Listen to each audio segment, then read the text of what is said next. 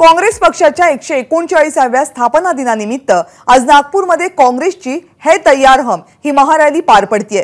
या महारॅलीच्या माध्यमातून काँग्रेसचं लोकसभा निवडणुकांसाठीचं रणशिंग फुंकलं जात असल्याची चर्चा आहे। राहुल गांधी, मल्लिकार्जुन खरगे हे सभास्थळी दाखल झालेत। काँग्रेसच्या नेत्या सोनिया गांधी या सभेला उपस्थित राहणार होत्या, मात्र प्रकृतीच्या कारणामुळे त्या या महारॅलीला उपस्थित राहत नाहीयेत। सभास्थळी सध्या नागरिकांची सुद्धा प्रचंड गर्दी पाहायला मिळते। मोठी तयारी काँग्रेसकडून या सभेसाठी करण्यात आलेली आहे। जवळपास 600 लोक बसू शकतील इतकं मोठं व्यासपीठ तयार करण्यात आलेलं आहे। तेलंगणाचे नवनिर्वाचित मुख्यमंत्री सुद्धा या सभेसाठी आवर्जून उपस्थित राहिलेत। सध्या त्यांचं भाषण सुरू आहे। दुसरीकडे मैदानावरची ही दृश्य आपण पाहतो। प्रचंड मोठ्या संख्येने काँग्रेसचे नेते, कार्यकर्ते आणि इतर नागरिक सुद्धा या सभेसाठी उपस्थित असलेले पाहायला मिळतात।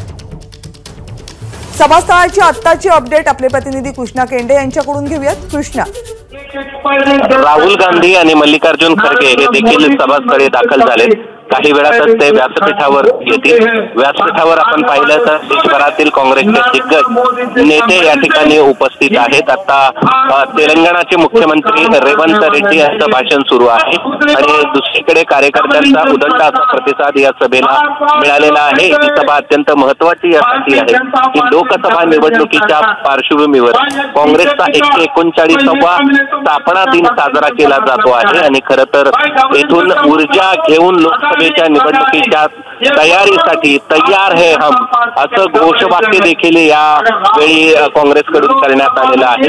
अगदी काही वेळातच कविता राहुल गांधी आणि मल्लिकार्जुन खरगे हे व्यासपीठावरती पोहोचतील आणि त्यानंतर ते आलेल्या कार्यकर्त्यांना कोणती ऊर्जा देतात आणि काय संबोधित करतात। खरं तर राहुल गांधी पुन्हा एकदा आपली पदयात्रा करत आहेत आणि त्यामुळे त्याविषयीची काय भूमिका घेतात हे देखील पाहणं महत्त्वाचं आहे।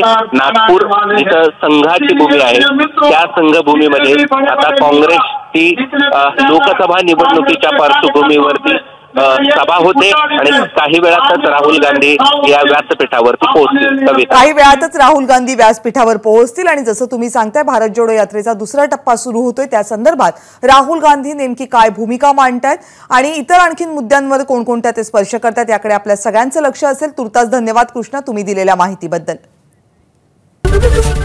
एबीपी माझा, उघडा डोळे बघा नीट।